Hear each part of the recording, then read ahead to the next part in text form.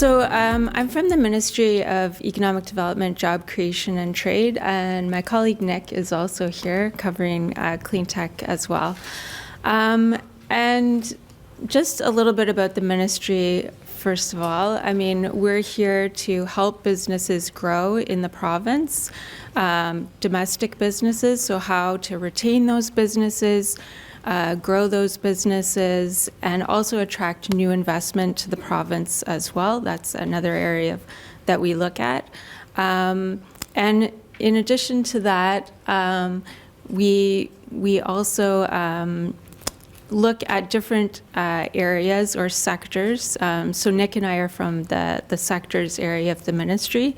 The ministry covers a variety of sectors: automotive, aerospace, clean tech, chemicals, steel, ICT, life sciences, some of the new areas like AI, machine learning. So these are the areas where we focus on understanding the sector, focus on understanding the issues and also the opportunities so that we can then inform the government on what's happening in the sector and how we think it could grow, and what we're hearing from stakeholders in the sector. We try and talk to everyone, companies, academia, the associations, and that helps inform our knowledge. So we do try and help everyone in the sector with, our programs, connections to the federal government as well, because there's a lot of information out there, and we are trying to follow that information as best we can. Clean tech is, of course, a giant sector. And the other thing we do as well is we inform the government with what's going on, and try and develop new areas. We also have a business advisory service in the ministry as well. So I mentioned that because these are people located across the province that instead of providing sector advice, they provide general business advice, and they're a really great resource. And if you ever thought about applying to one of our programs are really focused around manufacturing. So if you had a manufacturing project, they are an essential resource for you. You really need to be talking to them to apply to our program. And now I'm just going to mention some of the things that are happening in the province that I think sort of align with agrivoltaics. So some of the things that I'm seeing.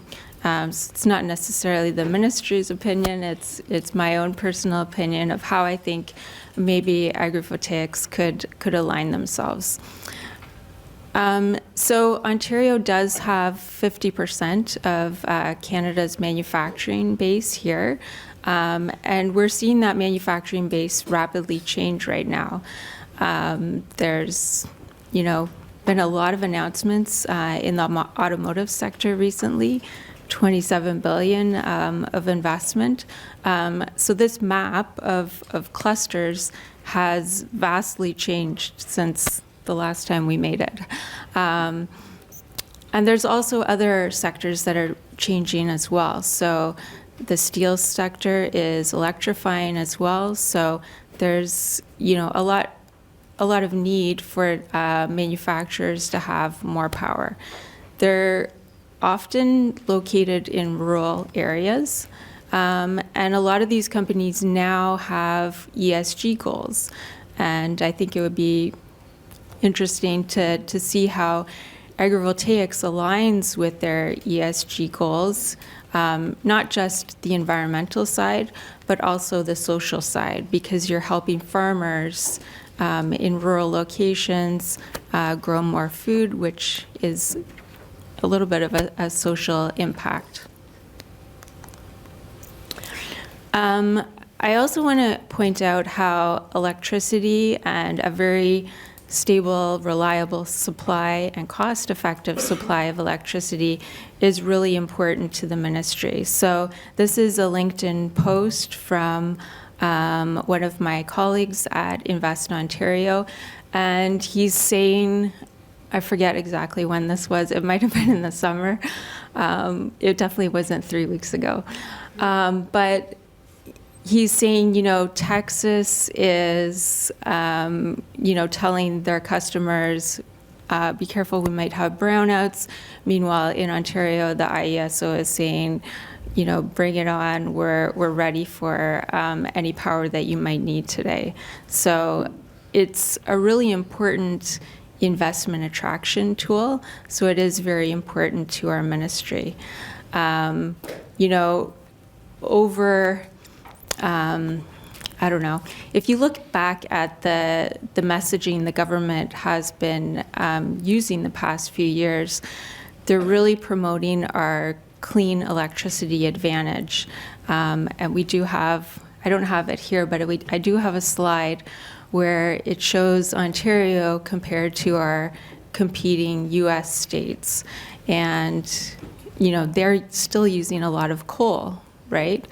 Whereas we're, 90% emissions free, which is a great investment attraction tool for our colleagues at Invest Ontario. But we do now have the IRA in the US, which is rapidly going to change how their electricity system looks. That coal is going to be quickly phased out with all these incentives towards clean electricity. So what will Ontario's advantage be in the future? So I'd also encourage you to think about how agrivoltaics aligns with some of the government's initiatives. So we have the Powering Ontario's growth plan. So how does agrivoltaics align with that, and how can you use that plan to your advantage?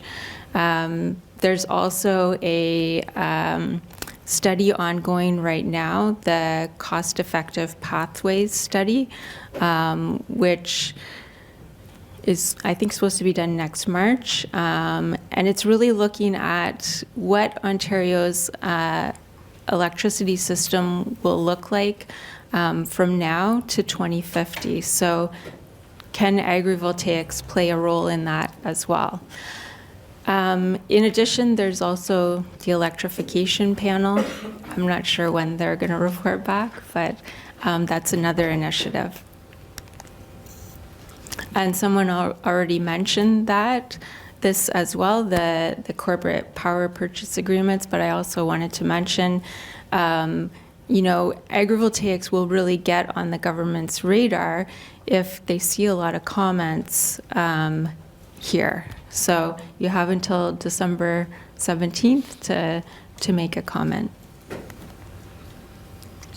I think this has already been mentioned as well, that consultation and local buy-in is really important. And I think it's very important as well to all levels of government. Here you can see an energy storage project was stopped, and